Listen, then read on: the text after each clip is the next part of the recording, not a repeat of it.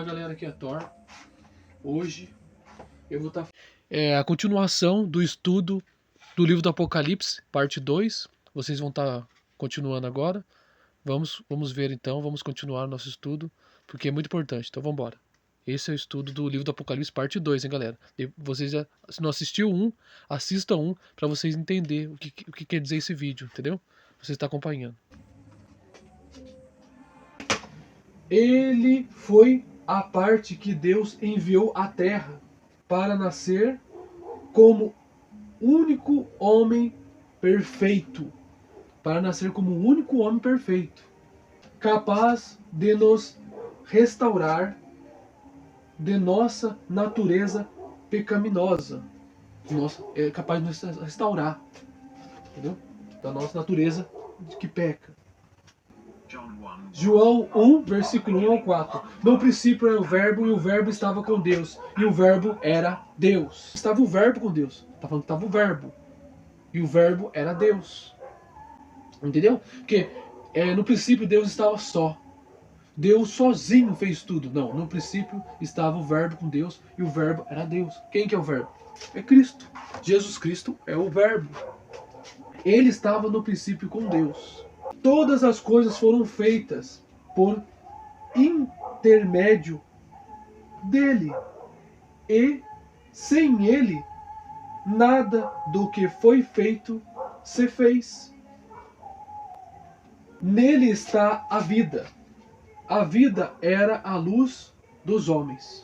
Existe alguma outra maneira de ser salvo? Exceto através de Jesus? Tem alguma maneira de ser salvo sem Jesus?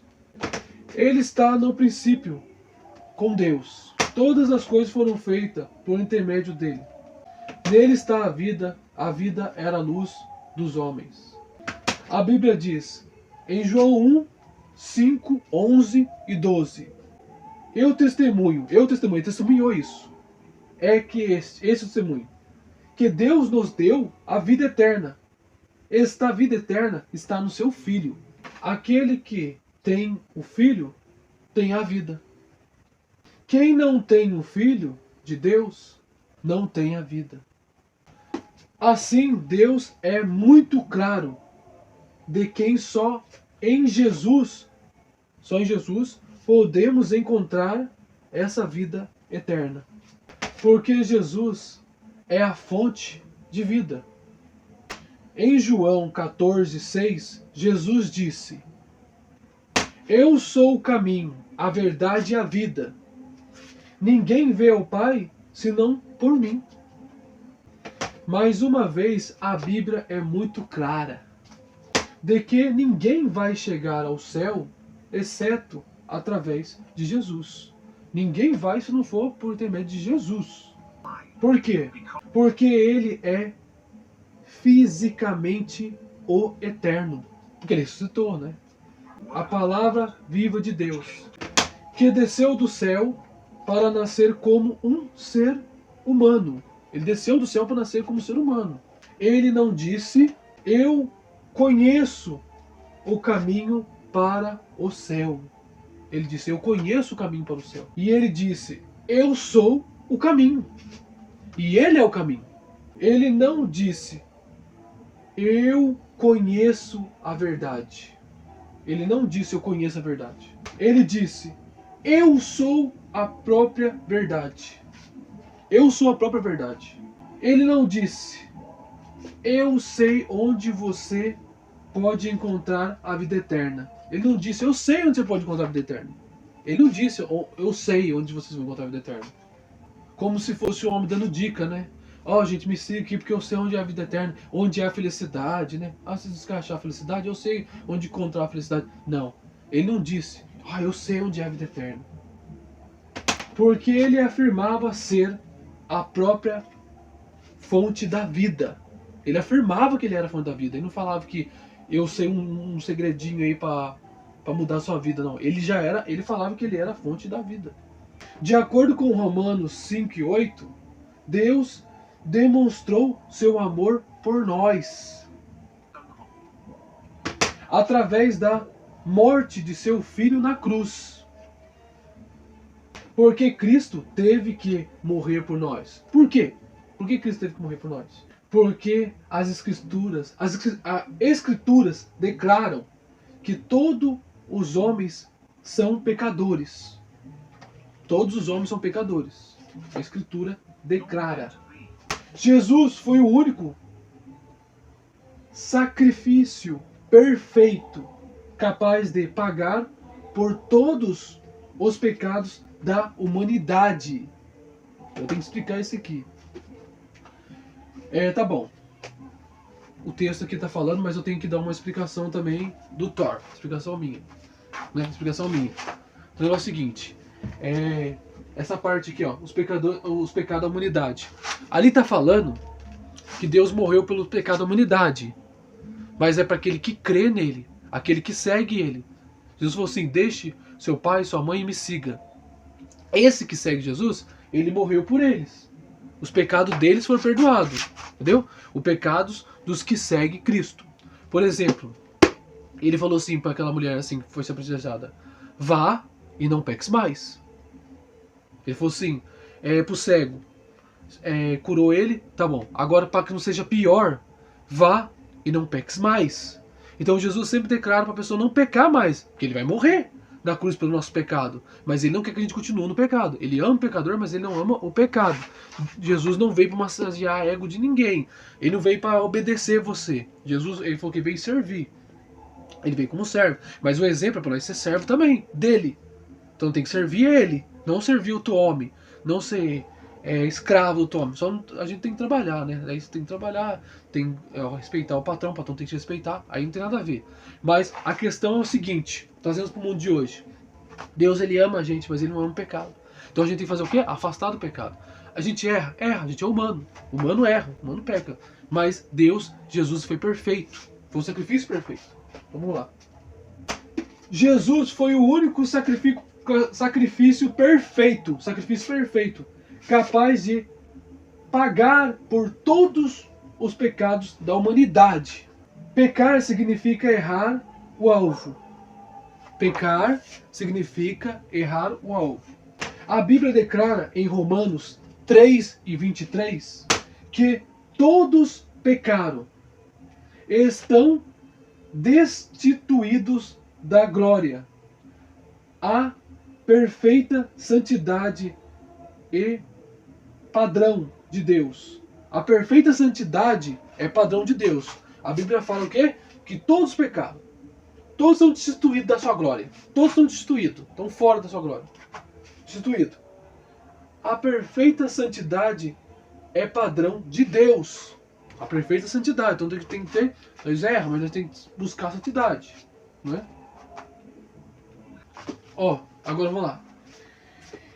Em outras palavras, por causa dos nossos pecados, não somos capazes de alcançarmos o padrão necessário para vivermos na presença de Deus perfeito. Então, não somos capazes de ser perfeito. Não somos capazes. Ninguém tem que se titular mais santo, mais melhorzão que ninguém. Não, porque a Bíblia mesmo fala que não somos capazes.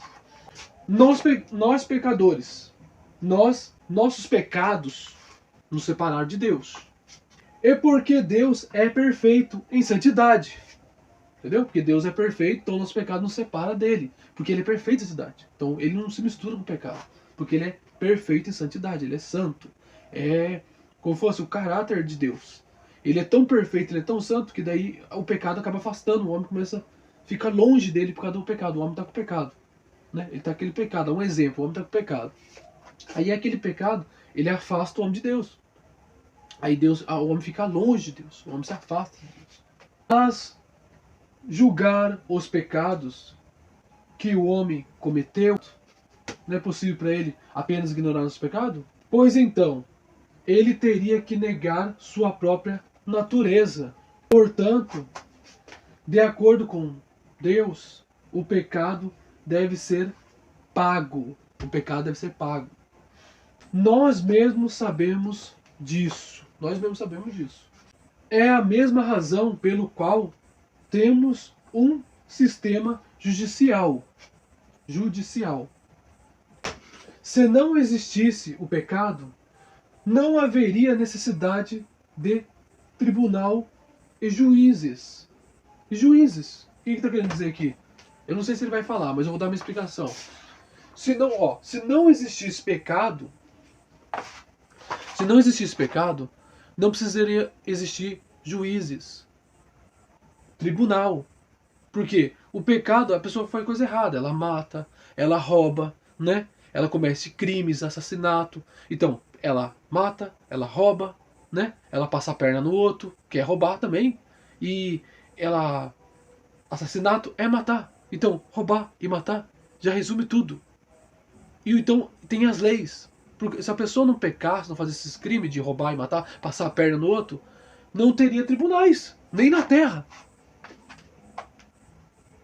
E é por causa dos pecados que nós condenamos e enviamos as pessoas para a cadeia. Por causa do pecado que enviamos as pessoas para a cadeia. Mas nós mesmos não somos inocentes do pecado.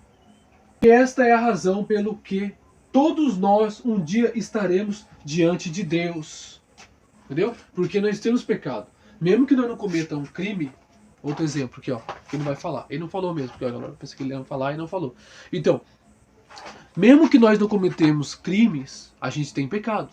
Um exemplo, Jesus falou assim: se olhares para uma mulher, é como se estivesse deitado com ela.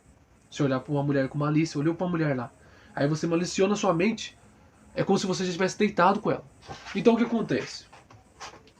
O ser humano, ele peca na mente. Isso que Deus quis dizer. A gente pode pecar, falar mal da pessoa na mente. A gente pode pecar, desejar um mal para a pessoa assim. Mas depois a gente pode se arrepender. Porque qual que é a diferença de uma pessoa que comete crime de uma pessoa que não comete crime?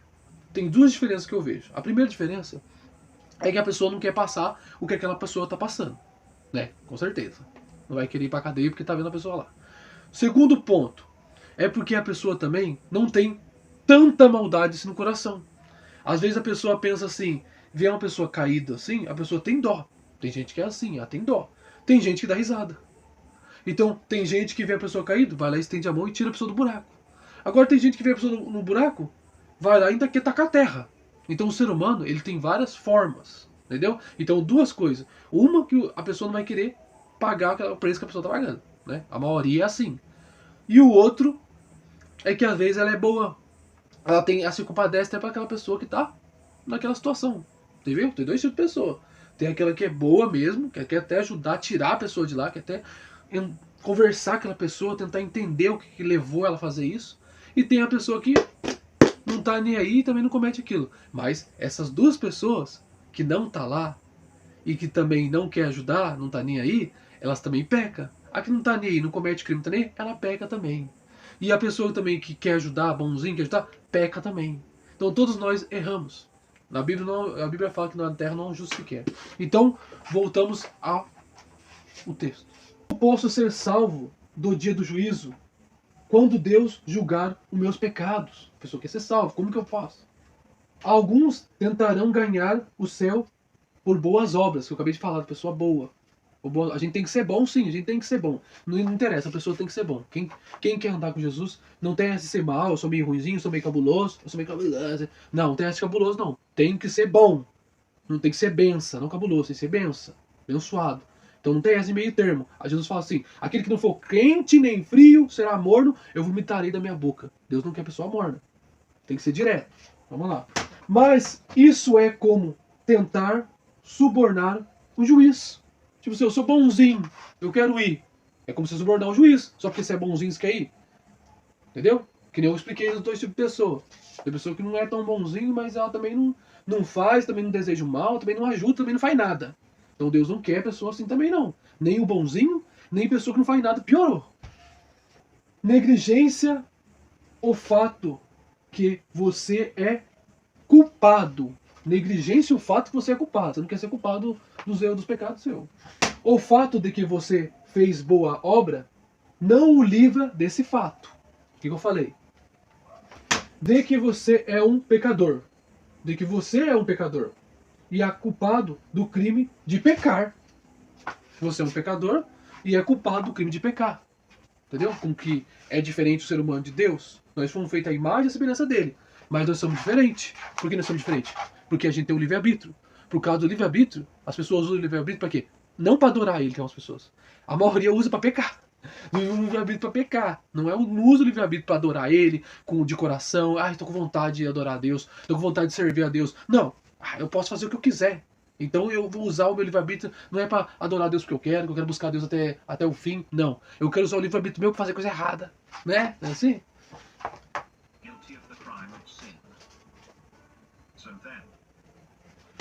Então, se não há nada que possa fazer para nos salvar, então e aí? Chegamos num ponto agora. E agora que não podemos fazer nada para nos salvar? Porque o pecado é a face de Deus. Né? O Novo Testamento não tem. Como eu falei, tem religião que não tem o Novo Testamento. Então, o que faz eles sair do pecado? Quer dizer, Deus passa um pano lá, né, assim? Não, a Bíblia fala que o pecado afasta o homem de Deus. Ele não passa pano. Então o que acontece? Vamos lá ver o que acontece. Que esperança há de escapar do inferno? Que esperança há de escapar do inferno? A Bíblia diz que o salário do pecado é a morte. Né? Nós já limos isso. Mas continua a dizer, mas o dom gratuito de Deus é a vida eterna em Cristo Jesus, nosso Senhor. Então, viu? Há uma esperança. Né? Mas o dom gratuito de Deus é a vida. É dom de Deus a vida eterna em Cristo Jesus, nosso Senhor. Efésios 2:8. Efésios 2:8 diz: pois é pela graça de Deus que sois salvos mediante a fé. De novo eu vou ler. Pois é pela graça de Deus que sois salvos. Ele não veio, o Filho de Deus não veio ao mundo para condenar, mas sim para salvar. Entendeu? Ele não veio para condenar, ele veio para nos salvar. Quem crê não é condenado, mas quem não crê já está condenado, porquanto não crê no nome unigênito do Filho de Deus, de onde ele vai voltar, não como Salvador, mas dessa vez como juiz do mundo. Ele já veio como Salvador. Você tem que aceitar ele como Salvador agora, antes que ele volte, porque quando ele voltar, ele vai voltar como juízo do mundo, vai vir como juiz. Vai ter um grande tribunal quando ele voltar. Não há tempo de você brincar agora, de ser do mundo, brincar de ser tranqueira, de ser cabuloso. Não é tempo de você brincar. Agora é tempo de você acordar, porque quando ele vir, não vai ser que nem ele veio. Agora, ele vai vir como juiz, pro grande tribunal. E aí? O que você está fazendo? Você está voltando para os caminhos de Deus? Você está começando uma nova vida com Cristo? Está seguindo Ele? Ou não? Então, tchau, fico com Deus e é nóis.